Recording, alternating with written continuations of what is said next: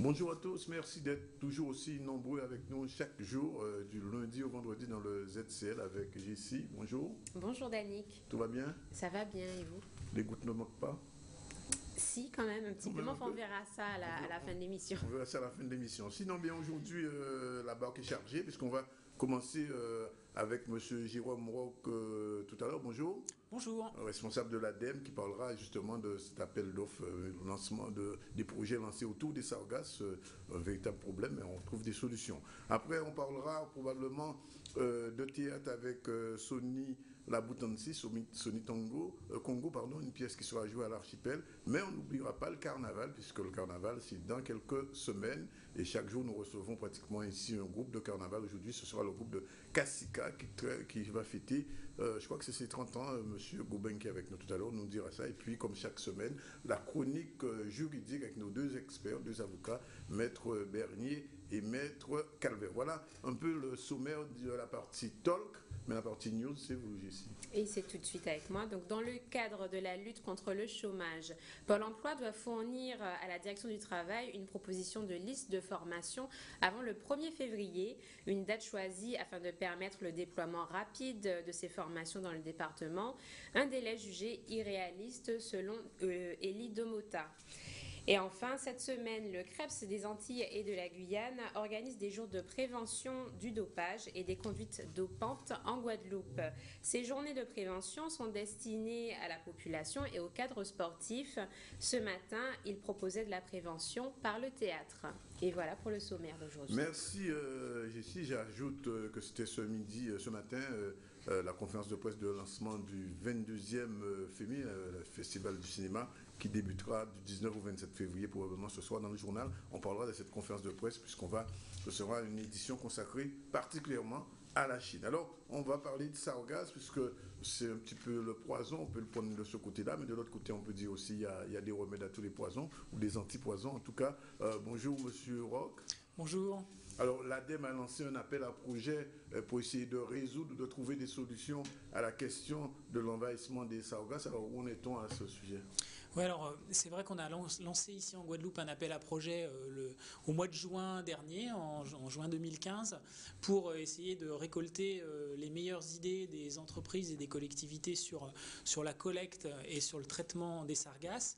C'était bien sûr en complément d'abord d'un appel à projet qui avait été lancé par nos collègues martiniquais, donc au mois de janvier 2015, et puis surtout en complément... Donc ça veut dire que vous travaillez de façon transversale? Oui, on essaie, oui, bien sûr, on est confronté au même problème, donc on essaye de le résoudre de manière la plus intelligente possible, et puis on n'est jamais assez nombreux pour essayer de répondre à ce gros problème. Nous, notre intervention, elle vient aussi en complément de mesures d'urgence. L'État a débloqué beaucoup d'argent, aux alentours de 3 millions d'euros, et puis il y a eu les brigades vertes aussi qui ont été mises en place. Nous, on se place, on va dire, à moyen et long terme, c'est-à-dire qu'il y a une urgence, il faut y faire face, et puis derrière, il faut essayer de trouver des solutions les plus optimales possibles pour d'abord collecter correctement la sargasse. Alors correctement, ça veut dire de manière pas trop chère, voilà, de manière, on va dire, qui n'abîme pas les plages, et puis de manière à ce que derrière on puisse la valoriser le mieux possible. Et donc ça avance. Alors de ces projets multiples proposés, certains vont être retenus, d'autres éliminés. Alors qu'est-ce qui va dans le bon sens, on peut dire comme ça? Oui, alors on a déjà fait notre choix, c'est-à-dire que ce soit en Martinique ou en Guadeloupe, on a réuni un comité de sélection avec, on va dire, la DEAL par exemple, la direction de l'environnement et du logement. On a réuni les différentes administrations, le conseil régional, le conseil départemental, et puis on a examiné les projets. En Guadeloupe, on avait 37 projets, on en a retenu 14. Alors comment on les a retenus? Je vous le disais, d'abord des projets innovants, des choses qui pour l'instant n'avaient pas encore été testées. Et puis on s'est attaché aussi à choisir des projets qui n'étaient pas trop coûteux, parce que derrière, à un moment, il va falloir aussi que quelqu'un paye. Et puis des projets aussi qui couvrent un peu l'ensemble de la gamme de ce qu'on peut essayer de faire avec la sargasse. Oui. Alors, quel est globalement, justement, cette gamme, ce spectre, on va parler comme ça? Alors, d'abord sur la collecte. La collecte, elle peut se faire en mer, elle peut se faire à terre. Alors, je vous donne des exemples. Par exemple, en mer, on a un projet il y a une entreprise qui est venue nous voir sur des projets de barrages, de comment on positionne les fameux barrages flottants que vous avez peut-être pu voir. Il y a un peu de courantologie à faire. Il ne faut pas les mettre n'importe où. Voilà. Il y a une optimisation à faire et puis à tester différents types de barrages. Il y a des sociétés qui nous proposent de faire du pompage, en particulier derrière ces barrages ou en fond de baie. Alors du pompage avec des pompes mises sur des barges ou du pompage avec un engin amphibie qui vient de la plage et qui pompe avec un tuyau pour ensuite prendre la sargasse. L'avantage de la collecte en mer, c'est que vous avez normalement de la sargasse qui est sans sable, voilà, plus, on va dire, en meilleur état que la sargasse qui s'est échouée. Et puis après, il y a un autre projet que j'ai en tête, par exemple, qui est un projet assez simple, mais de lavage de la sargasse une fois qu'elle a été récupérée sur le sable. Là, on parle de, par exemple, les brigades vertes, elles ramassent, on la met dans une grande benne et on lave la sargasse pour éviter qu'il y ait du sel et des impuretés et pour pouvoir en faire quelque chose. Alors, quel sera le délai pour que ces idées puissent devenir réalité? Alors, on va s'atteler très rapidement avec les entreprises qui, en ce moment, ont soumissionné à regarder, à faire des tests avec elles. Alors, en termes de collecte, aller avec elles sur la plage ou en mer pour voir comment ça se passe. Donc là, c'est dans les prochains mois. Alors, il faut qu'il y ait de la sargasse, bien sûr. Mais bon, ça, je crois qu'on va peut-être pas trop en manquer. Oui. Donc, on va regarder avec elles. Ça, c'est dans les mois qui viennent et on va dire que les résultats devraient arriver fin d'année 2016 au plus tard. Et puis il y a une partie études. Alors la partie études, je vous en ai pas trop parlé, mais c'est sur la valorisation. On a différentes études sur comment on va valoriser la sargasse. Et là aussi, les premiers résultats, c'est, on va dire, deuxième semestre 2016. Et puis certaines études un peu plus longues prendront une bonne année à donner leurs résultats. Alors, moi, je voulais quand même qu'on puisse rappeler, en fait, pourquoi depuis 2011, on a eu cette arrivée massive quand même de sargasses sur nos côtes. Alors, les hypothèses qui sont de plus en plus vérifiées, ce seraient deux phénomènes concomitants. Un premier phénomène qui est des nutriments voilà, qui sortent de l'Amazone, peut-être par la déforestation, voire du fleuve Congo, d'ailleurs, de l'autre côté en Afrique, et qui nourriraient plus que de nos raisons, les algues qui sont devant, on va dire, devant les côtes du Brésil. Puis il y aurait une deuxième hypothèse qui s'y ajouterait, c'est un ralentissement des courants marins qui ferait que la sargasse justement reste plus longtemps là où elle commence à grossir, on va dire, devant les côtes du Brésil. Et donc d'un seul coup, on se retrouverait avec ces grands radeaux de sargasse qui ensuite sont emportés par les courants et arrivent sur nos côtes. Donc c'est un phénomène qu'on va observer de manière permanente en Guadeloupe. C'est difficile à dire. Hein. Là, moi, j'ai pas de boule de cristal. Hélas, on va dire qu'on va prendre une posture un peu pessimiste en disant on se prépare à un phénomène qui dure. Bon, allez, tant mieux si à un moment il disparaît ou en tout cas il est moins fort, mais voilà, on n'a pas d'éléments qui peuvent nous dire, enfin qui peuvent nous faire dire. Des sargasses, quoi, c'est ça. Non, alors on les observe. Hein, la DEAL en particulier a des images satellites sur ce qui nous arrive et a une possibilité de prévision à 3-4 jours en disant attention, il va y avoir peut-être une arrivée de sargasses. Maintenant, voilà, et justement, dans le cadre de notre appel à projet, nos collègues martiniquais ont commandé une étude qui vaudra pour l'ensemble de la Caraïbe pour affiner ces modèles pour avoir une idée plus précise de quand est-ce que les sargasses arrivent et où. Alors, sur la question de la valorisation, aujourd'hui, on peut dire que la sargasse a un effet positif? Alors, je n'irai pas jusque-là, hein, mais on va essayer d'en faire quelque chose qui est autre chose que ce que vous disiez, c'est-à-dire un fléau.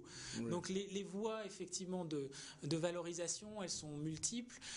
Et nous, on a sélectionné plusieurs études, parce qu'il faut d'abord un peu étudier la question avant de passer à l'investissement. Mais on a sélectionné plusieurs voies. Il y a d'abord la voie agronomique, c'est-à-dire prendre la sargasse et en faire, on va dire, un engrais. Oui. Donc là, ça veut dire la tester carrément au champ. Alors il va y avoir des tests sur la banane, sur le melon, sur l'igname, sur différentes plantes. Déjà comme elle arrive. Et puis il y aura d'autres tests aussi qui seront en compostage. On va la mélanger, alors en particulier par exemple aux déchets verts, et en complément, essayer de l'intégrer sur les plateformes de compostage. Ça se fait déjà. L'idée, c'est d'avoir du compost qui est bien normé, c'est-à-dire que l'agriculteur qui reçoit le compost et qui va l'utiliser, il sait ce qu'il y a dedans. Voilà. Faut pas non plus. La sargasse aussi, c'est une algue qui pourrait être un petit peu comme une éponge, qui pourrait absorber certains éléments aux abords des côtes. Il faut être sûr de ce qu'il y a dedans. Après, il y a une deuxième grande piste, c'est la valorisation énergétique. On pourrait la méthaniser, en faire du gaz, ou carrément en faire un comburant, quelque chose qui permette de la brûler et d'en faire de l'énergie. Et puis la troisième grande voie, c'est en extraire des éléments qui pourraient être intégrés, qui pourraient soit faire du bioplastique, il y a une étude qui va être lancée là-dessus, soit faire peut-être en extraire quelques éléments type des alginates. Alors les alginates, c'est quoi ? C'est un composant qui peut être utilisé en cosmétique ou même dans l'alimentation humaine, qui fait de l'épaississant, et qui est intégré à des formulations. Ce sont les différentes voies qui vont être explorées pour essayer de faire de ce fléau quelque chose qui soit gérable. Donc encore une fois, là pour ces voies que vous venez de citer, on est encore sur des délais qui s'allongent sur des années. Non, pas forcément sur des années, mais les études vont prendre 6 mois, 1 an, et puis derrière, les entreprises, celles qui ont soumis leur projet, vont pas attendre. Pour elles, c'est une fois que les études valident que la perspective est intéressante, alors il y aura effectivement derrière investissement si elles estiment que c'est intéressant. Alors je sais que c'est toujours trop long pour ceux qui subissent les effets, mais en même temps, il faut que si un industriel investit dans un process, il faut qu'il soit quand même un petit peu sûr que le process est valable et qu'il va pouvoir en faire, et qu'il soit rentable et qu'il puisse en faire quelque chose. Oui, et justement, est-ce que au vu des études, on aura suffisamment de sargasses au moment voulu? Parce que vous disiez tout à l'heure qu'il y avait une sorte d'incertitude sur l'arrivée ou pas des sargasses. C'est la vraie question, c'est vrai. On a un produit qu'on peut peut-être utiliser, mais on ne sait pas forcément que si l'approvisionnement il est régulier ou pas. Et il est pas régulier. Alors l'idée, c'est que sur les process, pas forcément sur le bioplastique par exemple, où là on a besoin de petites quantités, mais sur la valorisation agronomique ou sur la valorisation on va dire énergétique, là l'idée c'est de mettre la sargasse avec autre chose. S'il n'y a pas de sargasse, on prend les déchets verts dont je vous parlais, on prend d'autres choses, et puis quand il y a la sargasse, on la met en même temps dans le même process, ce qui permet de faire tourner le process même s'il n'y a pas de sargasse. Oui. Et donc sur l'aspect industriel aujourd'hui, quand vous lancez cet appel d'offres, les projets qui seront validés seront intégrés à l'environnement économique et industriel guadeloupéen, ou alors ça va s'exporter, traiter autre part? Comment ça va se passer? Alors, la majeure partie des entreprises qui ont été sélectionnées sont guadeloupéennes ou martiniquaises, pour le cas de la Martinique, à peu près 90%. Donc elles sont déjà bien intégrées au tissu local. Elles correspondent avec souvent des entreprises métropolitaines, en particulier bretonnes, parce qu'en Bretagne, les algues, ils savent à peu près ce que c'est aussi. C'est pas les mêmes, mais c'est les algues vertes, et il y a aussi des algues rouges, mais effectivement, ils ont, hélas, une expérience et un peu d'avance par rapport à nous. Mais effectivement, l'idée, c'est qu'il y ait des process qui puissent se monter ici en Guadeloupe. Et après, alors sur l'agronomie, l'idée, c'est vraiment de les utiliser là, ici. On ne va pas transporter non plus des tonnes de sargasses ailleurs. Oui. Après, si on extrait du composé qui est de manière qui est plus petit, où les tonnages sont plus faibles, là on peut essayer d'exporter. Et donc je vous posais la question parce que nous ne sommes pas en Guadeloupe et Martinique les seules victimes des sargasses. Des îles proches des Irades ou même au-delà, Antigua, etc. aussi. Alors est-ce que ce qui est mis en place ici, entre guillemets, va être exportable? Je veux dire, si on trouve une solution, une technologie vis-à-vis de l'utilisation ou la valorisation, est-ce qu'on pense aller à l'extérieur de la Guadeloupe, du périmètre guadeloupéen. Oui, c'est le but, hein. Alors, faut être clair, toute la Caraïbe est touchée. La sargasse voyage jusqu'au golfe du Mexique, aux côtes du Texas. On en retrouve visiblement en Floride aussi. Donc, c'est un problème à l'échelle régionale, c'est clair. Et effectivement, nous aussi, notre objectif, c'est que les entreprises qui trouveront des débouchés intéressants puissent... Il y en a qui ont déjà des contacts. Hein. Ah, qui ont déjà des contacts, oui. Je pense qu'ils ne nous ont pas attendus non plus, hein, avec le Mexique par exemple. Mais l'idée, c'est effectivement de valoriser un savoir-faire qu'on peut acquérir ici, c'est sûr, et ça peut être un atout. Tout à fait. Alors, comment seront financés les projets que vous allez retenir, enfin les solutions qui seront retenues? Oui, alors les projets, les études ou les tests, effectivement, sont financés en partie par l'ADEME. Ça peut aller de 30% aux alentours de jusqu'à 70% de financement ADEME sur les études, par exemple. Sur les études, pas sur les matériels, un petit peu moins. Là, je vous disais 40%, ça peut être... Voilà. Et puis, il peut y avoir des compléments. Les porteurs de projets sont parfois en contact avec la région aussi, qui peut aussi apporter un financement. C'est du financement croisé? Non, on va dire, on se met d'accord, hein, c'est en bonne intelligence avec la région. Et puis après, il faut qu'ils trouvent de l'autofinancement, eux, de leur côté. C'est vrai qu'ils prennent un risque en proposant ces nouveaux procédés. Moi, je tiens à les remercier parce qu'effectivement, ils vont y mettre aussi de leur propre argent dans leurs solutions. D'accord. Alors, je reviens sur une expérience à laquelle j'ai participé visuellement. J'ai vu, c'était le Sargator. Il a été lancé, je crois, au mois de juillet, août, je ne me souviens plus à quelle période. Et donc, cet outil, enfin ce bateau à fond plat, est-ce qu'il a été retenu parmi les projets ou bien comment vous l'avez jugé ou jaugé? Alors le Sargator, on a considéré qu'il était construit, il fonctionnait et qu'on n'était pas forcément, on n'avait pas forcément à l'aider. Il existe déjà. Oui. Mais par contre, la société STMI, hein, qui est derrière le Sargator, nous a soumis un projet de barge complémentaire au Sargator, parce que c'est vrai que la sargasse, on dit faut la collecter, mais il y a un problème logistique, c'est-à-dire comment vous la faites passer d'un bateau ou d'une barge à un autre bateau, puis à un quai, puis dans un camion, puis voilà. Et c'est vrai qu'ils nous ont soumis un projet de barge complémentaire au Sargator. Une fois, le principe il est assez simple, une fois que le Sargator il est plein, le bac est transporté sur la barge, il y a un autre bac qui est mis, et puis au bout de 5-6 bacs, la barge, elle, rentre au port, alors que le Sargator continue à collecter. Oui. Donc c'est un projet intéressant. Il y a un autre projet, pas de la même société, qui nous a été soumis, qu'on a retenu, qui était plus qui est une autre manière, une autre logistique, avec un tapis roulant qui permet de prendre la sargasse, alors soit dans l'eau, soit d'un bateau, et de le mettre dans un camion directement. Voilà, il y a d'autres solutions, mais le Sargator est forcément un projet intéressant au titre, comme d'autres projets. Alors, j'ai envie de revenir avec vous sur un autre projet, une autre étude. Si on a l'impression que l'ADEME ces jours-ci est très active, il y a quelques semaines c'était l'automobile. Oui, c'est vrai. Aujourd'hui c'est la mer. Vous êtes tous azimuts en ce moment?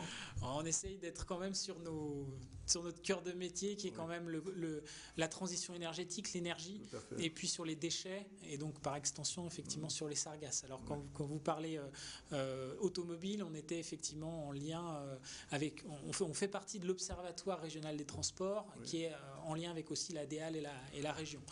Et on présentait une étude sur le coût de l'automobile. Oui. Ouais. Et on a vu, ce qui transparaît de ce qui a été dit, c'est que ici l'automobile finalement individuelle ne résout pas tous les problèmes. Au contraire, ça crée des nuisances visiblement. Oui, c'est vrai. Alors je disais par une boutade que l'automobile c'est quand même formidable, et c'est vrai, c'est quand même un moyen formidable, mais effectivement l'abus d'automobile nous nuit, c'est-à-dire qu'elle émet du CO2, ça c'est sûr, quand il y en a trop, ça crée des embouteillages, vous le voyez bien. Et puis on s'est aussi arrêté sur les coûts. Les Guadeloupéens roulent plus que les métropolitains, ils font plus de kilomètres. Alors, je vous avais posé la question, on en avait rapidement parlé lors du séminaire, mais comment expliquer que dans une île de 1780 km², on roule davantage qu'en France? Parce qu'il y a peu d'alternatives à la voiture, c'est-à-dire que les métropolitains... Ici, c'est tout à la voiture. Oui, c'est quasiment ça, quasiment. Quasiment, et effectivement, souvent le métropolitain peut avoir un peu plus le choix, avec des transports en commun, avec aussi du vélo, des conditions aussi climatiques et géographiques qui s'y prêtent mieux aussi, faut le dire, et aussi un habitat qui est parfois moins dispersé. Ici, on a un habitat qui est quand même très dispersé, c'est vrai. Et donc, quand on est dans son logement, on est souvent loin de son lieu de travail, relativement loin de son lieu de travail, relativement loin du lieu où on va faire ses courses, relativement loin du lieu où on va pratiquer ses loisirs. Et donc, on vit dans sa voiture. Oui. Et ça, c'est un vrai problème. Alors, suite à ce séminaire, je sais que vous avez, bien sûr, fait remonter, mais est-ce qu'il y aura des actions concrètes? Parce que c'est bien de faire un séminaire, d'observer avec l'observatoire, de dire, voilà, les Guadeloupéens consomment beaucoup d'automobiles, etc. Mais les solutions, parce qu'on parle depuis longtemps de résoudre le problème des transports, rien n'avance. Alors, ce type de séminaire est en corrélation avec la question des transports? Oui, alors on résoudra pas tous les soucis là comme ça maintenant, mais alors oui, d'abord c'était l'Observatoire régional des transports, donc la fonction de l'Observatoire, c'est bien de faire remonter, d'observer, de dire ce qu'il voit, et donc on était tout à fait dans notre rôle. Et puis après, du côté de l'ADEME en tout cas, et puis avec la région, on est en train de préparer un appel à projet. Voilà, là c'est pas sur les sargasses, là c'est plutôt sur la mobilité, pour essayer de faire sortir des projets de mobilité durable entre guillemets, c'est-à-dire pourquoi pas de l'autopartage, pourquoi pas du covoiturage. Mais l'auto électrique, on n'en parle pas beaucoup ici. Ah si, alors l'ADEME en parle aussi. Si, en fait, là aussi, on avait un appel à projet l'année dernière et puis on en aura un cette année sur effectivement le véhicule électrique. Le véhicule électrique, ça peut être une solution, mais il faut faire très attention. C'est-à-dire que si vous branchez le soir sur votre prise électrique chez vous, votre véhicule électrique, vous allez consommer de l'électricité qui vient d'une électricité produite par généralement du charbon ou du fioul. Donc en termes d'émissions de CO2, vous n'allez pas faire... c'est le cercle vicieux. Vous n'allez pas améliorer la situation. Par contre, si vous la branchez sur du photovoltaïque, là, effectivement, vous émettez plus de CO2 et vous êtes sur une énergie renouvelable, et là, vous avez un cercle plus vertueux. Mais la voiture électrique, elle peut, on va dire, être une petite part de la solution, qui passe aussi par du transport en commun, par peut-être plus de vélos, peut-être plus de marche à pied, peut-être plus de covoiturage. Voilà, un ensemble de solutions qui permettent d'améliorer la situation. Mais est-ce qu'on sensibilise justement la population à ces nouveaux modes de transport? Vous en êtes tellement habitués aux véhicules. Oui, alors peut-être qu'on devrait faire plus, c'est clair. Après, il faut aussi arriver à offrir des infrastructures ou des moyens de faire en sorte que la population s'en saisisse. C'est compliqué, hein. Sous d'autres latitudes, j'ai pu travailler sur le covoiturage dans le domaine domicile-travail, transport domicile-travail. C'est compliqué parce que c'est vrai qu'on a toujours une appréhension. On se dit, ce matin, je pars avec mon collègue, mais si le petit dernier il est malade, je fais comment pour rentrer vite à la maison? Ou si mon collègue il veut finir tard le soir et moi je veux rentrer tôt, comment ça se passe? Et c'est vrai qu'il y a beaucoup de freins derrière, il y a des contraintes, et c'est assez facile de dire ce serait mieux qu'il y en ait plus, mais on voit bien que c'est pas forcément simple. En tout cas, je vous remercie d'être venu. Alors on rappelle donc que ces appels à projets vont peut-être aboutir. Il faut un délai? Quel va être l'agenda? On va se donner rendez-vous en fin d'année 2016 pour faire un point. Ce sera un plaisir de vous revoir à la fin de l'année pour faire le point sur tous ces appels à projets concernant les sargasses, et puis les gens qui sont encore embêtés par les sargasses, et le mot est bien faible, devront un petit peu encore patienter en espérant que des solutions seront trouvées, qu'il y aura une certaine valorisation des sargasses. Merci Monsieur Jérôme Roch d'être venu chez nous, et puis rendez-vous à la fin de l'année. D'accord, tout à fait. On prend rendez-vous. Voilà, il est 12h58, ici on prend une pause publicitaire et puis on se retrouve pour le développement du journal et pour nos prochains invités.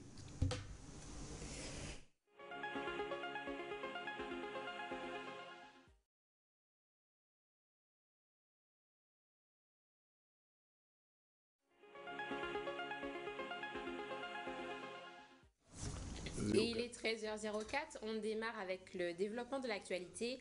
Hier, une scène de braquage a été filmée depuis un mobile. Vers 14h, aux alentours du pont de la Gabarre à Bémao, 4 individus ont tenté de braquer un jeune couple à scooter. Le conducteur se défend. La première tentative de braquage est sans succès, mais les malfaiteurs reviennent à la charge armés d'une arme blanche. Heureusement, une voiture de police qui passait par là fait fuir les voleurs et sauve le jeune couple d'une situation qui aurait pu être plus grave. Le plan 500 000 formations du gouvernement prépare son déploiement. Ce lundi, la direction du travail en Guadeloupe a demandé à Pôle emploi de préparer une proposition de liste de formation, une liste qui sera présentée mardi prochain pour mettre en place rapidement le nouveau plan pour l'emploi en Guadeloupe. Un plan de formation qui, on le rappelle, cible les chômeurs les moins qualifiés dans des secteurs d'avenir. À peine 6 jours pour proposer une liste de formation, c'est ridicule, criait Domota. Il dénonce une ruse du gouvernement pour faire baisser les statistiques sans mettre en place un véritable projet de développement de vie. Reportage tout de suite avec Harold Luce et Maxime Morel. Ce qui a Pôle emploi au parti en formation, il y a changé aux catégories et dès lors, on ne peut pas comptabiliser dans les statistiques officielles du chômage. Donc c'est en façon statistique et de manipulation pour M. Hollande de faire baisser brusquement les chiffres du chômage pour gagner Paris à baisse du chiffre du chômage. En Guadeloupe, en qui ça a traduit par on demande express à la préfecture qui a demandé à tout le monde, y compris au syndicat, de faire remonter en liste sa formation que vous avez envie de faire avant le 1er février. Parce qu'il y a fait une réunion le 2 février pour prévoyer à Paris de façon à ce qu'il y ait des 3 formations pour monter en Guadeloupe. Encore une fois, là, on a passé en formation, ça bien. Il a levé le matin, il a gagné un petit monnaie, il a appris un nouveau métier, il a gagné une connaissance, ça bien. Mais il faut que la formation qu'a couplé un projet de vie, un projet d'épanouissement personnel dans le cadre d'un projet de développement économique et social. De façon à ce que là, on finit formation là, qu'on peut en mesure d'accéder à l'emploi et singulièrement à l'emploi durable. Je dis là, il a fait net un certain nombre d'espoir et d'espérance pour le monde. Et dans quelques mois, c'est qu'il a désespérance. Et je dis là, les chiffres du chômage en Guadeloupe, inquiétants, avait pas moins de 80 000 personnes qui sont au chômage de façon statistique, sans compter les gens qui ne sont pas inscrits. Et à côté de ça, on a plus de 60% de jeunes de moins de 25 ans qui sont au chômage. Ça atroce et ça diabolique. Et ce n'est pas avec ces mesures-là que cette situation-là qui est renversée de façon durable, malheureusement. Et ce matin, l'ARS a lancé son pacte Territoire Santé 2 en Guadeloupe et un nouveau portail d'accompagnement des professionnels de santé. Le pacte Territoire Santé est destiné à répondre à une priorité, l'accès de tous les Français à des soins de qualité sur l'ensemble du territoire français et des DOM et COM. Et donc le nouveau portail d'accompagnement sert à informer concrètement et faciliter l'installation des professionnels de santé. Tout de suite, le reportage. Aujourd'hui, on était réunis pour faire le bilan du pacte Territoire Santé 1. Alors à la fois sur la formation des étudiants en médecine. Donc on a finalement, avec le pacte Territoire Santé 2, on va avoir plus d'étudiants en médecine qui vont pouvoir démarrer leur formation ici en Guadeloupe. On va passer de 100 à 110, plus 10. On a fait un point sur les bourses qui sont données aux étudiants en médecine pour faire leurs études. On a aujourd'hui 54 étudiants et internes qui sont en formation avec une bourse et qui s'engagent à s'installer sur des territoires déficitaires. On a également parlé du développement de la télésanté. Aujourd'hui, on a déjà des expériences de télésanté entre les hôpitaux et donc là l'idée c'est de développer avec des médecins qui sont installés sur des territoires éloignés, notamment la Désirade par exemple, faire de la téléradiologie pour éviter des évacuations sanitaires. Et puis l'exercice regroupé des professionnels, on a une maison de santé pluriprofessionnelle au Lamentin et l'idée c'est de développer encore davantage d'autres maisons de santé pluriprofessionnelles entre d'autres professionnels sur d'autres territoires. Donc ça, des projets qui sont dans les tiroirs et qu'on va travailler avec les professionnels concernés. Et aussi le développement de la coopération entre professionnels. Une infirmière qui travaillera, enfin c'est un dispositif qui s'appelle Azalée qui a démarré avec, sur le moule, donc une infirmière qui travaille avec un médecin pour travailler sur l'éducation thérapeutique du patient. Le portail d'accompagnement des professionnels de santé est un portail qui permet d'accompagner les professionnels de santé dès leur formation, pendant toutes leurs études, jusqu'à leur installation et même durant leur exercice. Tout à fait. Alors en fait, on s'est rendu compte que vous savez que la troisième année de médecine, la faculté de médecine s'arrête en troisième année en Guadeloupe et que souvent, les étudiants, après, ils partent en métropole et ils ne reviennent pas forcément sur le territoire. Donc, notre objectif, c'était vraiment de les fidéliser, donc déjà de les informer. Comment est-ce qu'ils peuvent revenir sur le territoire? Quels sont les interlocuteurs qu'ils peuvent appeler? Et surtout, quelles sont les aides financières qu'ils peuvent avoir en revenant s'installer en Guadeloupe? Donc pour nous, c'est vraiment important de développer le portail d'accompagnement des professionnels. 13h09 dans le ZCL de ce jeudi 27 janvier et on parle de carnaval, on passe de l'ARS au carnaval. On reçoit donc aujourd'hui monsieur Pierre Goubeng, bonjour. Oui, bonjour Canadis.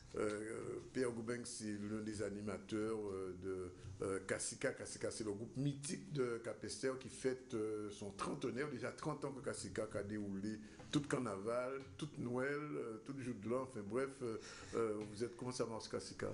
Ben, merci, ça va, et merci de l'invitation. C'est vrai que en fait notre 30e anniversaire, c'est formidable. Hein. C'est vrai, lorsqu'on se rappelle un petit peu comment on a commencé tout doucement, et jusqu'à maintenant, à Foucacao toujours. Un tout petit groupe autour de Benzo, c'est ça? Benzo n'y était pas encore.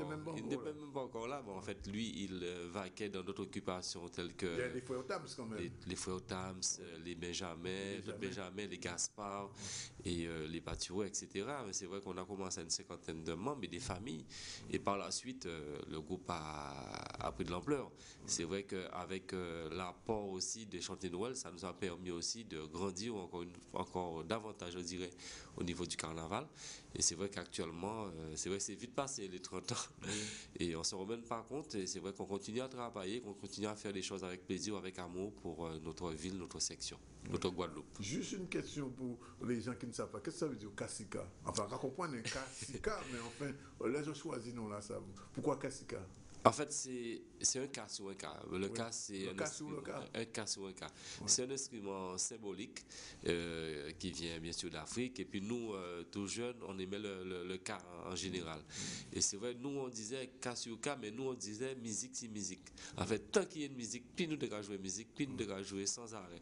Le devons dire musique, c'est musique, Kassika. Donc c'est pour ça que nous, là, ça vient.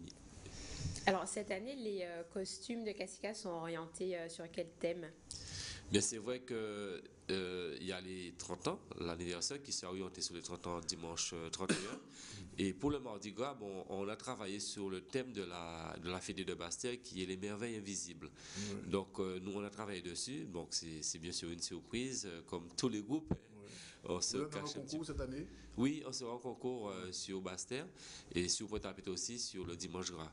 Mais c'est vrai qu'on respecte surtout les thèmes qui nous sont demandés. D'accord. Alors cette année, est-ce qu'il y aura Mardi Gras à Capesterre? Non, il n'y a pas Mardi Gras à Capesterre. C'est vrai que l'année dernière, on a participé, non, ça fait 2 ans qu'on a participé au Mardi Gras à Capesterre. Et c'est vrai, depuis 2 ans, on est retourné à Bastère. Donc c'est vrai que cette année, on s'est orienté surtout, la ville de Capesterre s'est orientée en partenariat avec nous sur les 30 ans de Kassika. Oui. Alors, ces 30 ans, comment vous allez célébrer ça? Quel est le programme festif? Ben, ça commence le samedi 30 avec un village carnaval qui va retracer un petit peu l'histoire de Kassika.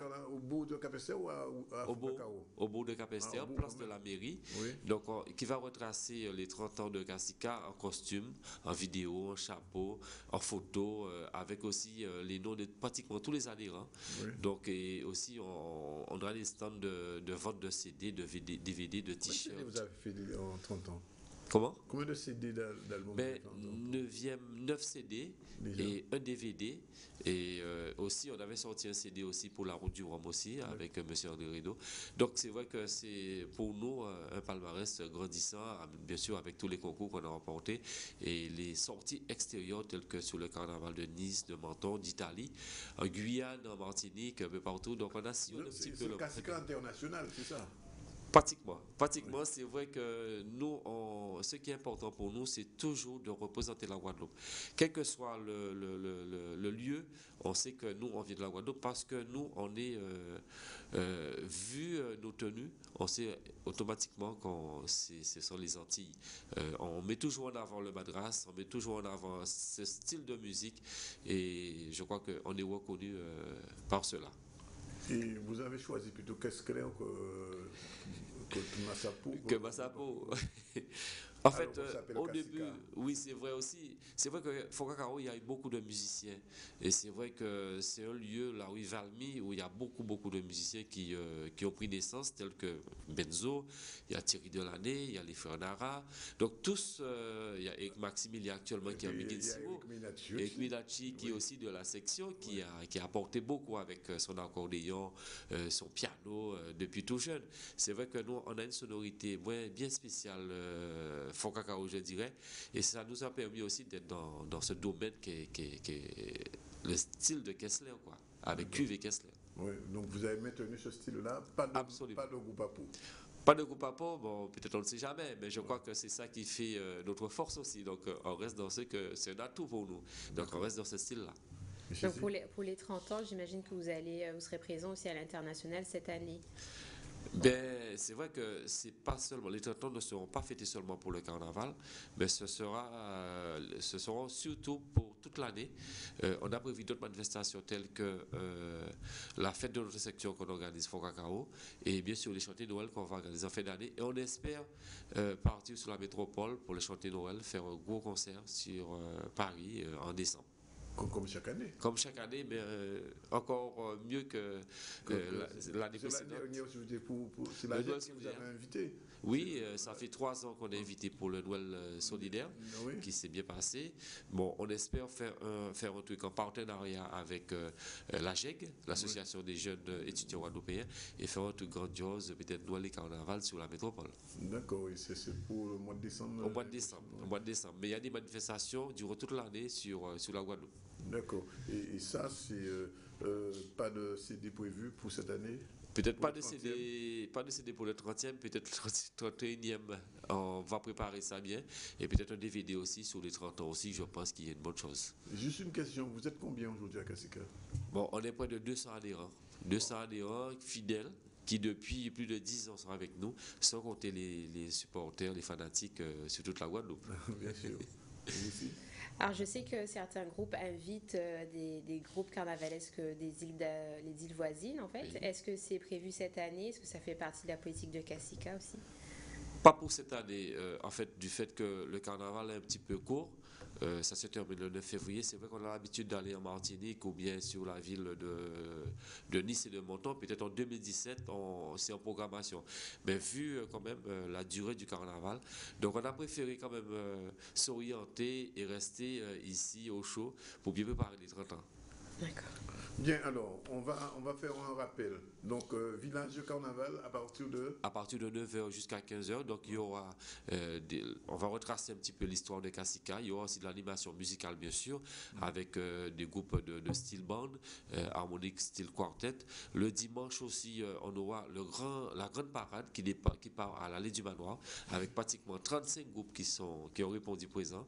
Et on aura l'espace concours qui se trouvera au niveau du stade.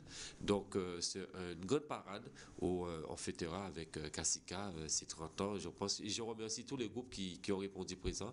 Et c'est vrai que. C'est uniquement des caisses claires ou bien. Non, Non, pas uniquement. Il y aura aussi des groupes à pause. Je salue Restant là qui sera là. Ouais. Les groupes de master avec leurs synthétiseurs et autres guitares électriques qui seront là. Donc on aura aussi des groupes à masse et on aura aussi pratiquement les meilleurs groupes de la Guadeloupe tels que Double Face, Waka Chirimon, Waka et Magma, etc. Bon, ils seront tous là. Donc c'est la grande fiesta. Hein? La grande fiesta, et bon, Capester, l'image de Capester une nouvelle fois sera remarquable. Ben, on prend le mot samedi donc à partir de 9h. À partir de 9h. Cascade devant près de la mairie de Capester et jusqu'à dimanche soir. Hein. Jusqu'à dimanche soir, bon, avec une belle fête, on espère de tout. Comme d'habitude, musique sans arrêt. Je pense. Casca. 13h17, on continue avec Jessie. Oui, alors formation, conférences et rencontres avec les élèves. Depuis mardi au CREPS des Antilles et de la Guyane se déroulent les journées de prévention du dopage et conduite dopante en Guadeloupe. Organisé par le CREPS, la Direction de la Jeunesse et des Sports et le CIFAD, ce séminaire d'une semaine a pour but de mieux informer la population et former les cadres sportifs. Aujourd'hui, ils continuaient leurs actions de prévention avec une petite particularité, le théâtre. Reportage tout de suite avec Jeff Taylor. Place depuis maintenant 6 ans des formations d'animateurs à la prévention du dopage et des conduites dopantes qui sont ouverts à tous les éducateurs sportifs ou les professionnels de la santé qui souhaiteraient s'impliquer dans la prévention du dopage et des conduites dopantes en milieu sportif. Le CIFAD et la Brigade des stupéfiants de Paris, nous, notre volet, c'est à la fois le volet répressif, lutter contre le trafic de produits dopants, mais c'est aussi nous occuper de la prévention, c'est-à-dire d'aller rencontrer les cadres sportifs, d'aller rencontrer les jeunes sportifs pour parler avec eux de dopage, savoir quand commence le dopage et se mettre d'accord avec les entraîneurs pour développer des bonnes pratiques. Et l'idéal de rencontrer même les familles. Donc notre rôle au CIFAD et à la Brigade des stupéfiants de Paris, c'est aussi bien la prévention que la répression. Dans le volet répressif, on a des peines de prison puisque donner ou vendre un produit dopant à un sportif, c'est encourir une peine de 5 ans de prison. Et 7 ans de prison si on est un entraîneur ou un très proche du sportif, quelqu'un qui a autorité sur le sportif. Et puis le volet disciplinaire, quand on a un contrôle antidopage positif, c'est de disparaître d'une structure sportive, se faire renvoyer et puis avoir des suspensions qui peuvent aller jusqu'à la suspension à vie, la radiation à vie, donc perdre sa licence. Et puis en plus, c'est le problème de l'opprobre qui est sur moi et sur mon club, puisque mon nom il est dans le journal et ma famille aussi est atteinte. Donc il y a vraiment beaucoup de bonnes raisons de ne pas se doper, en plus de l'éthique. C'est une question que la course, c'est dans 15 jours. Tu veux gagner encore une image du club, tu me parles de nanan, de morale, de patati, de patata. Après, quand la course est terminée, c'est fini. Alors avant la sanction en place, il y a beaucoup d'informations. Et il y a une médecine du sport qui délivre des certificats médicaux d'aptitude. Et les médecins du sport qui ont des signaux faibles, qui pensent qu'un sportif a recours au dopage, peuvent envoyer le sportif en visite médicale spécialisée dans une antenne médicale de prévention du dopage. Donc on a, avant la sanction, on a quand même pas mal de choses. Et puis les clubs peuvent aussi préventivement faire des contrôles antidopage en regardant les résultats pour essayer de mettre fin à des pratiques qu'ils suspectent. Donc avant la répression, on a quand même beaucoup d'actions préventives qui se mettent en place. Toute la semaine est consacrée à différents publics. Aujourd'hui, c'est un public plutôt entraîneur, conseillers techniques régionaux, équipe technique régionale, mais également, on en a profité pour faire le rendez-vous de la prévention des conduites dopantes. Ce sont tous les animateurs qui ont déjà été formés en Guadeloupe. Et puis demain, ce sera plus les sportifs. Demain après-midi, plutôt les étudiants des STAPS, voire de biologie ou de médecine. Et samedi, le mouvement sportif, tous les comités, les ligues de Guadeloupe. Oui, alors Marisol Touraine a annoncé ce matin, elle a lancé un appel ce matin donc aux femmes enceintes pour leur dire d'éviter donc de voyager aux Antilles ces temps-ci à cause de l'épidémie du virus Zika. Nous avons souhaité connaître les réactions du directeur de l'ARS. Tout de suite, reportage avec notre équipe. Elle déconseille aux femmes enceintes de se rendre sur les territoires qui connaissent une épidémie de Zika. Alors c'est vrai qu'en Guadeloupe, on n'est pas encore touché par l'épidémie de Zika, mais l'idée c'est de dire, bon, si vous devez effectivement voyager et que vous êtes enceinte, vous savez qu'effectivement il y a un risque plus important pour les femmes enceintes si elles contractent le Zika, et donc cette recommandation est un principe de précaution pour éviter qu'effectivement une femme enceinte qui aurait séjourné sur le territoire contracte le Zika et connaisse des difficultés avec son bébé. Donc ça n'est que reporté de quelques mois puisque l'épidémie de toute façon ne devrait pas durer plus de 4 à 6 mois. Alors pour nous, toujours 2 cas confirmés. On sait qu'il y a des foyers donc, sur lesquels on est en train d'enquêter autour des cas confirmés. Bon, il serait étonnant qu'effectivement la situation de la Martinique se cantonne à la Martinique, donc de toute façon on se dirige vers une épidémie je pense, mais on va tout faire pour la contenir, grâce notamment à l'action de chacun d'entre nous pour éviter d'avoir des gîtes larvaires autour de chez soi. Et donc le préfet a réuni le comité de gestion lundi dernier pour rappeler tous les bons conseils et mobiliser tous les acteurs dans la lutte contre le Zika. Et il est 13h23, on va passer une petite page de pub avant d'attaquer notre chronique juridique.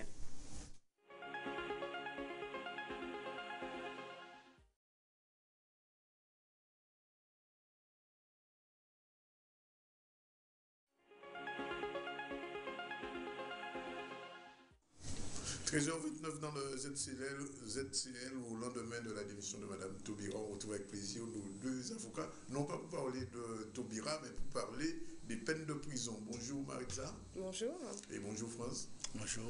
Alors la question aujourd'hui, c'est la question de la prison, justement des peines de sursis. Souvent on dit à quelqu'un, vous avez 5 mois avec sursis, quelquefois les gens sont à l'extérieur en prison. Qu'est-ce que c'est exactement la peine de sursis? C'est-à-dire que, par exemple, on a un problème avec la loi. Il passe en tribunal et il est condamné, par exemple, pour vol. Mais, vu ça dessus la dit, vu ça les avocats qu'a dit, vu Jean qui a apprécié ça, le tribunal a décidé à condamner mon là en peine à la geôle, mais cependant de la sortie du sursis. C'est-à-dire que mon a piqué Bimao, mais il est condamné. Mais ça qu'il faut savoir, c'est que nous deux genres de sursis. Nous savons que sursis simple et sursis avec mise à l'épreuve. Alors, sursis simple là, c'est qu'on dit là, il a condamné mon par exemple pour vol, il peut cailler Mao, mais il y a 5 ans. Pour un crime ou pour un délit, il y a 5 ans, puis il ne peut pas commettre bon couillonnade. Il ne peut pas condamner pour bon couillonnade. Et c'est le cas? Souvent, vrai. Dans le délai à 5 ans, là, il y a un délai d'épreuve.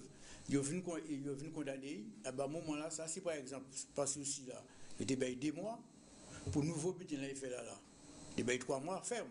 Vous avez 3 mois, 2 mois plus comme on a 5 mois. Il a dit qu'il a révoqué ce aussi là.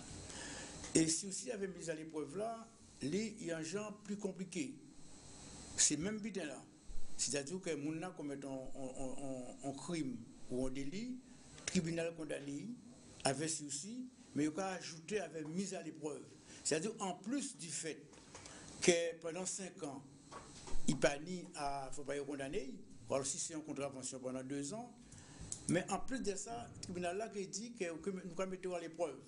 Par exemple, au Kenya, en pension alimentaire, continuer à payer pension alimentaire à Mouna. Si par exemple, Boukassou, Kadou, capitaine, en obligation de soins. Ou alors, on dit, bon, pas fréquenter tel monde. Pas porter telle arme, ou pas fréquenter tel côté, par exemple, que tu pas carénage, pas grand B, enfin, c'est quand tu as ça. C'est-à-dire, c'est une interdiction que le tribunal a été ou une obligation qu'il a mis à charge, en plus de ceci là. Et si par exemple, même si Mouna, pendant 5 ans là, il peut commettre pour d'autres couillonnades avec la loi, il ne peut pas condamner pour un délit ou pour un crime, ou alors pour une contravention. Mais, par exemple, je t'ai dit que en plus de ça, il faut faire un soin avec payer une pension alimentaire. Pendant 5 ans là, il n'a pas payé une pension alimentaire. Il a dit qu'il fait un cure de désintoxication et il n'a pas fait. À ce moment-là, le tribunal là a une possibilité de révoquer ce là aussi. De mettre la geôle. De mettre la geôle. Et c'est même à l'exemple quand tu prends là, si là c'était 2 mois ferme avec ceci, il revient par 3 mois ou 4 mois là, et bien 2 mois là, il a ajouté à ça en plus. D'accord. Et qu'est-ce que ça veut dire quand on dit qu'une personne est relaxée ou acquittée? Alors, c'est deux mots qui... Enfin, qui caractérisent un petit peu la même chose. Alors, on va parler de relax devant le tribunal correctionnel et d'acquittement devant la cour d'assises.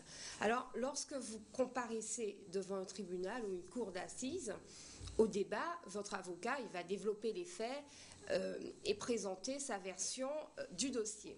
Lorsque le tribunal estime que les faits qui vous sont reprochés ne sont pas suffisamment caractérisés ou qu'il y a un doute, eh ben, en droit pénal français, on va vous relaxer devant le tribunal correctionnel, dire que vous n'avez pas commis les faits pour lesquels vous comparaissez devant le tribunal. Et c'est la même chose, sauf qu'on va parler d'acquittement devant le jury populaire de la cour d'assises. Alors, pour prendre un exemple, vous comparaissez devant un tribunal pour des faits de vol de voiture. Or, la scène de vol a été filmée et il apparaît au vu du film que la personne qui a dérobé le véhicule était beaucoup plus grande que vous ou portait des lunettes, ce que vous ne portez pas. Donc, au vu de ces éléments-là, l'avocat va développer, va montrer pourquoi est-ce qu'on ne peut pas être sûr que c'est vous qui avez dérobé le véhicule en question et, en conséquence, souvent va solliciter la relaxe et qui devra être prononcée dès lors qu'il y aura un doute sur votre culpabilité. Voilà. Donc, en fait, être acquitté, c'est pratiquement ne pas être condamné quand on a une affaire, c'est ça? Vous êtes lavé de tout soupçon. On vient dire que vous n'avez pas commis les faits pour lesquels vous comparaissiez devant la juridiction. D'accord. Troisième question, c'est la question du non-lieu. Alors, c'est une question assez abstraite, le non-lieu. Pas tant que ça. Alors, lorsque vous êtes mis en cause dans une procédure pour laquelle il faut saisir un juge d'instruction, il arrive au cours de l'instruction que, et c'est l'objectif d'ailleurs, que les choses évoluent. Vous êtes mis en cause, on vous accuse éventuellement de meurtre. Or, lors de l'instruction, on va se rendre compte que finalement, les charges contre vous ne sont pas suffisantes, qu'on a un doute sur votre implication. On va se rendre compte, par exemple, que les faits sont prescrits ou le mis en cause va décéder. Alors, dans ce cas-là, le juge d'instruction va rendre ce qu'on appelle une ordonnance de non-lieu. En réalité, c'est une ordonnance de non-lieu à poursuivre. Ça veut dire que l'affaire va s'arrêter là et que vous ne comparaîtrez pas devant un tribunal correctionnel ou devant une cour d'assises. Pas d'inscription sur le casier judiciaire à ce moment-là? Non, puisque vous ne serez pas jugé. On estime que les charges contre vous ne sont pas suffisamment constituées pour vous présenter devant un tribunal. Et je voulais savoir donc quel est le rôle du procureur de la République et du tribunal dans le prononcement de la peine. Procureur là, ici représentant l'État, ici représentant la société. Et là, par exemple, on vole, on a coué blessure, on escroquerie, on fait quel que soit butin là, on tue monde, tout ça, on butin fait. La loi a estimé que la société a subi un dommage, un préjudice. Et pour tirer là, il a pour défendre ses intérêts à la société. Donc, devant le tribunal là, c'est qui poursuivent. C'est-à-dire que voler là, enfin, mon qui est accusé, soupçonné de vol. Crier devant le tribunal, est-ce qu'on crie, enfin, ça qui est reproché là, c'est qui a crié mon devant le tribunal. C'est-à-dire que le procureur poursuit. Non. Donc, les rôles c'est des mandats en peine. Il a dit qu'il y a requis. Qu'en peine, quand le monde a dit, il y a des ans à jour. Suspend permis, il commet amende, un peine de l'argent ferme, enfin bref, il a pris une peine pénale. Il a dit qu'il a demandé ça. Mais il a demandé, mais après il a pris peine là. Après qu'il a prononcé peine là, c'est le tribunal là qui a prononcé peine là. Vous avez eu 3 gens de monde là. Vous avez procureur là, il a dit, mettez l'argent. Vous avez un avocat là qui dit, avec qui fait ça. Et ce tribunal là, il a coûté les 2 monde. Ce juge là, il va coûter. Il a analysé. Et il a décidé, il a dit le tribunal juge, et c'est lui qui prend décision. Et donc, différence fondamentale entre les deux, c'est que pour tirer là, qui a mandé en peine au nom de la société, mais c'est le tribunal là qui a prononcé peine là, compte tenu de propres analyses, de ça, ça procureur a dit, ça les avocats dit, et ça aussi dossier là a dit. Il a apprécié et il a jugé. D'accord. Au dernier point, nous regardons les jeux de là. c'est ça crier au monde pénalement irresponsable. Oui, alors il y a un principe qui est très clair en droit pénal français, c'est que la personne qui était atteinte au moment des faits qui lui sont reprochés d'un trouble mental qui va abolir son discernement n'est pas pénalement responsable.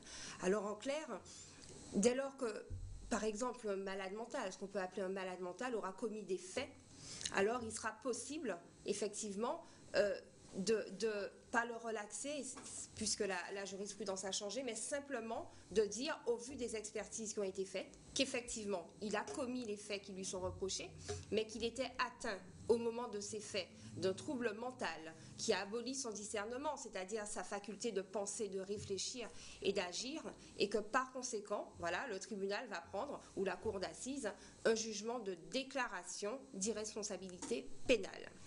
Et là aussi, pas d'inscription. Si, le tribunal va dire simplement, il a commis les faits, simplement il était atteint d'un trouble, donc il n'est pas pénalement responsable, mais il va être civilement responsable à l'égard de la victime qu'il va devoir dédommager. Alors il faut savoir que c'est une évolution parce que jusqu'en 2008, lorsqu'une personne était atteinte de troubles mentaux au moment de faits infractionnels, il n'y avait pas forcément de jugement. Il y avait des décisions de non-lieu. Et c'était extrêmement frustrant pour les victimes, puisqu'elles avaient l'impression qu'on les niait dans leur état de victime, puisque l'auteur ne comparaissait pas devant un tribunal. Alors aujourd'hui, quand bien même on sera atteint de trouble mental, dès lors qu'on va pouvoir comparaître, la victime pourra faire face aux experts et faire face aux prévenus. Et il faut savoir qu'effectivement, parce que ce sont des personnes malades, le tribunal ou la cour d'assises va pouvoir prononcer à leur encontre, par exemple, des mesures comme l'hospitalisation d'office. Quelle que soit la nature du délit? Comment ça, quel que soit? C'est-à-dire si c'est un crime de sang? Oui, ce qui va être important, c'est d'apporter la preuve que le discernement était aboli au moment des faits. D'accord, bien. Je crois qu'on a tout vu aujourd'hui. Je ne sais pas si la prochaine fois on pourrait attaquer la question des insultes, des insultes aux magistrats ou bien à la diffamation par exemple. Ce sont des sujets qui reviennent souvent au tribunal et peut-être que c'est ça. Okay. Alors, juste une petite information avant de partir, puisque ça concerne les autres aussi. 67% des Français satisfaits du départ de Taubira. Commentaire? Je ne dis absolument pas de cette Non, mais non, c'est une information sortie, là, vous voyez ça pas tweet pour moi. C'est un sondage que Europe 1 fait, et qu'a dit 67% des Français satisfaits du départ de Taubira. Non, pas obligé de commenter.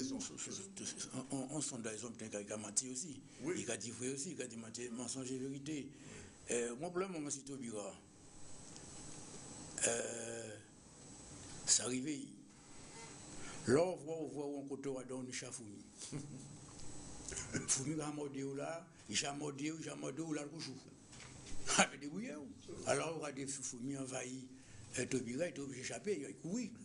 Il était déjà ça longtemps, ça vient de fourmis là. Effectivement. Ça arrivait. Et ça fait arriver tout le monde qui est dans cette situation là aussi. Bien, merci Marie-Disa et merci François Calvaire. On a fait du bout de cette chronique. On va prendre les dernières brèves de Jessie, puis on va retrouver ça, soutenir la boutonne tout à l'heure, on parle un petit peu de théâtre. Il est déjà pratiquement 13h41. Okay. La loi sur la fin de La loi sur la fin de la vie a été adoptée ce mercredi 27 janvier par les députés et sénateurs. La nouvelle loi prévoit la possibilité d'une sédation profonde et continue jusqu'au décès afin d'éviter une souffrance insupportable aux patients. Et enfin, la préfecture a communiqué donc aujourd'hui un appel à projet pour la prévention de la délinquance. Cet appel à projet concerne en priorité donc les territoires relevant de la nouvelle géographie prioritaire de la commune de la ville et ceux situant en zone de sécurité prioritaire. La priorité sera donnée aux actions à l'intention des jeunes exposés à la délinquance ainsi que celles destinées à améliorer la prévention aux violences faites aux femmes, les violences intrafamiliales et l'aide aux victimes. Bien, alors voilà donc ce qu'on peut retenir. Alors aujourd'hui, j'ai 6 informations principales on va le dire comme ça. Qu'est-ce que vous avez retenu à part, bien sûr... Donc l'ARS lance son pacte territoire santé donc en Guadeloupe. Oui. Donc on rappelle donc qu'il est destiné à répondre à une priorité, donc c'est l'accès de tous les soins à l'ensemble des Français, hein, y compris donc aux Antilles. Et ils vont lancer aussi leur nouveau portail d'accompagnement donc des professionnels de santé. C'est donc pour eux un enjeu crucial pour accompagner donc sur la durée l'ensemble des professionnels de santé et les informer concrètement et faciliter donc leur installation sur le territoire. Et puis il y a aussi cette réaction à la décision de Marisol Touraine de demander aux femmes enceintes de ne pas se rendre en Guadeloupe. De ne pas venir, de ne pas venir aux Antilles, surtout Martinique et la Guyane, puisque c'est ces deux territoires donc qui sont en épidémie. Voilà. Et par contre, en Guadeloupe, on a eu juste un seul cas et un cas à Saint-Martin.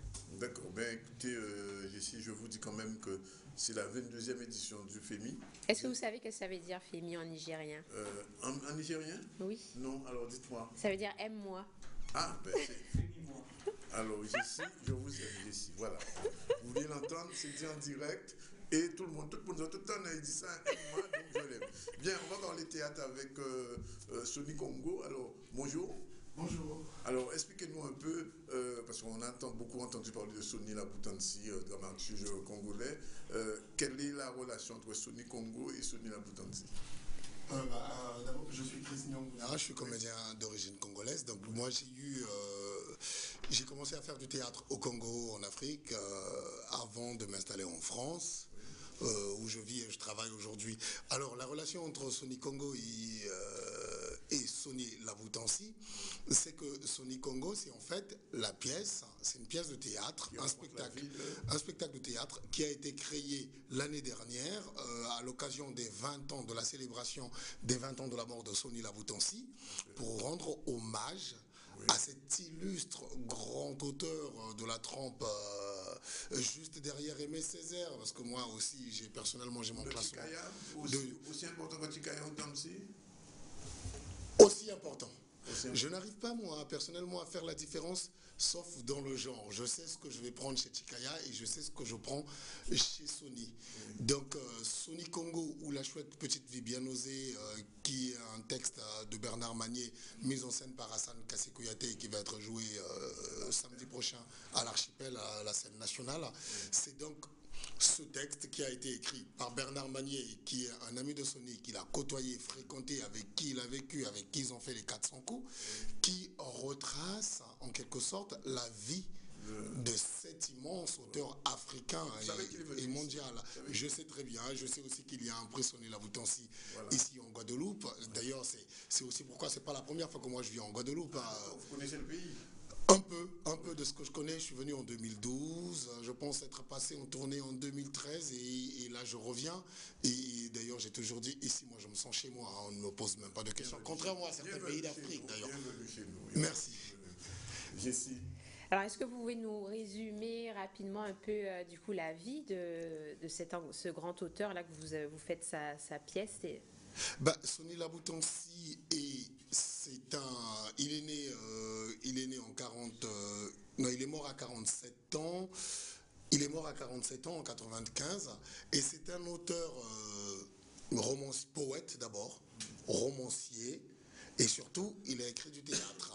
Sony Laboutansi, moi, pour parler de lui de façon sommaire, j'ai toujours dit que Sony Laboutansi, c'est notre Coltès. Ouais. C'est notre Beckett en Afrique, parce que c'est lui qui a mis le théâtre africain, contemporain tel qu'on le pratique et on le voit de nos jours sur les rails que nous continuons justement à suivre. Pourquoi il a mis le théâtre africain au goût du jour? Mais parce que simplement, Sony Laboutansi nous a permis de se décomplexer par rapport à la langue française. Déjà ça. Oui. Et autre chose, c'est un visionnaire et en plus, c'était un partisan, mais à 100%, sans limite, sans frontières, de l'altérité, de l'autre, de l'amour de l'autre. C'est l'homme qui le replace au centre. Oui. Toute la pensée littéraire et philosophique de Sony Laboutansi, parce que c'est aussi un essayiste, toute la pensée et toute la poésie de Sony Laboutansi se résume là. il nous demande en fait d'aller à l'essentiel. Oui. C'est ça Sony Laboutansi. Donc en 10 ans, il a laissé une œuvre immense composée de 6 romans publiés et d'une kyrielle de pièces de théâtre. Kyrielle, et là je ne vous parle pas des inédits. Il y a encore des inédits. Et autre chose, il y a encore des inédits. Là, juste avant de venir, donc il y a 2 mois à Paris, sont sortis un énorme livre de toute sa poésie qui n'était jusque-là pas édité. Et un roman pour mieux connaître l'homme où il y a sa pensée philosophique, enfin un ensemble d'essais sur l'Afrique, sur l'identité, sur le monde, sur la mondialisation, sur les rapports nord-sud, sur des questions qui nous touchent et quelle vision. Il est toujours actuel en fait, il est toujours actuel. Toujours actuel, oui. Toujours actuel. Et encore, je pense encore pour longtemps. Pour très longtemps. Il a transmis de nombreuses valeurs, mais quel est le message principal donc, qui ressort de la pièce de théâtre? Le message principal qui ressort de cette pièce de théâtre, oui. Cette pièce de théâtre, Sony Laboutansi, c'est d'abord une logorée sans arrêt. C'est un chorus, c'est un jazzman qui prend son heure d'impro et qui peut être égoïstement, non, pas égoïstement, c'est pas le mot, c'est un jazzman qui prend son heure d'impro et qui, tellement il est passionné et qu'il rentre dedans, oublie le reste de l'équipe qui l'accompagne, le reste de l'orchestre. Donc, en fait, résumer la vie de Sony Laboutansi en un thème ou en un mot, ça serait tellement compliqué. Mais en fait, donc, à travers sa vie, à travers ses rencontres, en partant de sa naissance, de son écriture, de ses rencontres, du théâtre, de la troupe qu'il forme, de ses cours d'enseignement, parce qu'il était professeur d'anglais, de ses rapports avec la France, de son rapport avec la langue française, de son rapport avec les Caraïbes, les autres Noirs, des Amériques, des Antilles, de son rapport à l'Afrique, et notamment de la question d'identité qui est au cœur de l'art, parce que l'art tout entier n'est qu'une question d'identité. Sony Laboutansi répond à tout ça. Donc c'est tout ça le thème de Sony Laboutansi. Donc on traverse une vie, la vie d'un homme humble qui était à sa place, qui aimait ses compatriotes, qui aimait le monde et qui nous invite à un essentiel pour ne pas s'arrêter au broutilles, à tout ce qui est superficiel, mais allons à la profondeur pour casser les frontières, briser les édifices qui font de nous des hommes légers. Voilà. La question, comme je la pose, bien que je sache la réponse, il a écrit, vous avez dit ça, il a réconcilié les Congolais d'une manière générale, les Africains avec la langue française. Est-ce qu'il a écrit dans ça? Il les a décomplexés de la langue française. Moi, je dirais, parce qu'il y a d'ailleurs une citation d'Emmanuel Dongala, un autre auteur congolais, qui le dit si bien. Emmanuel Dongala dit « Sony Laboutansi nous a appris à faire l'amour avec les mots autrement que dans la légendaire position du missionnaire. » D'accord. Ça dit tout. Oui. Alors, la question était la suivante. Est-ce qu'il a écrit dans sa langue natale? Il a écrit des poèmes dans sa langue natale. C'est quoi, évidemment. Le Lingala? Le Congo. Le Congo. Oui. Le Lingala, c'est une des langues du Congo, qui est d'ailleurs une langue nationale, mais Sony était plutôt de la partie Congo. Sony a écrit dans sa langue natale des poèmes, et là d'ailleurs, il y a une équipe de chercheurs de l'université de la Sorbonne, je pense, qui sont en train de se pencher justement pour voir comment les éditer, avec la traduction qui accompagne tout ça. Et justement, moi, j'ai eu à rencontrer Sony Laboutansi quelques années avant sa mort, donc autour de 93-94. Sony, par exemple, m'avait dit, mais pour bien penser, il faut commencer à penser dans sa langue. Oui, c'est bien ce que je pensais aussi. Donc, justement, il ne pouvait pas tenir, je pense, le paradoxe de ne pas écrire dans sa langue. Oui, il existe des poèmes de Sony en langue congo, oui. En tout cas, on vous remercie, l'écriture 50, déjà 51, on vous remercie d'être venu. Alors, on rappelle donc samedi, c'est une seule représentation? Non, il y en a deux. Il faut penser aux tout jeunes, parce que je pense que les jeunes, c'est l'avenir. Donc, il y a une scolaire vendredi à 9h, toujours à l'archipel, la salle, la toute petite là. La salle Sony Whipper. Non, l'autre. Jenny Alpha. Jenny Alpha. Dans la salle Jenny Alpha, parce que c'est un spectacle avec 2 acteurs sur le plateau. Et c'est un spectacle en fait qui vise l'intimité entre les spectateurs et les acteurs pour mieux aussi transmettre le message. Donc il y a un personnage qui fait le lecteur passionné de Sony Laboutansi, et petit à petit au cours de la pièce, il y a Sony Laboutansi, l'ombre de Sony Laboutansi, qui est joué par un autre acteur, mon partenaire Marcel Bankita, qui va apparaître et qui va donner cette parole humaniste. Donc vendredi 9h pour les scolaires et samedi 20h. Et samedi 20h, là tout public. Et à chaque fois, on aura le temps, parce que mon partenaire et moi, on a connu Sony Laboutansi, puisqu'on a commencé à faire du théâtre au Congo. Justement, du théâtre au Congo. Voilà, on pourra continuer une discussion dans le hall du théâtre à la fin du spectacle. De l'œuvre de Sony Laboutansi. Sur l'importance de l'œuvre de Sony Laboutansi. On vous remercie d'être venu. On donne rendez-vous donc à tous nos téléspectateurs, particulièrement ceux de la région de Bastia, en archipel, vendredi pour les scolaires, et samedi à partir de 20h à l'archipel Saint-National. Merci. C'est moi qui vous remercie. Merci beaucoup. Jessie, c'est terminé pour aujourd'hui. C'est terminé, Dani, oui. C'est bon. On se retrouve peut-être demain et on vous dit bonne semaine. La semaine est pratiquement terminée. Vous aussi, oui. La réalisation, c'était monsieur Zébris. Et alors, il y a aussi l'édition, si vous nous avez raté, donc aujourd'hui, on nous retrouve donc sur Internet, le www.zcl.tv. Voilà, tout est dit. Et c'est fini. Voilà.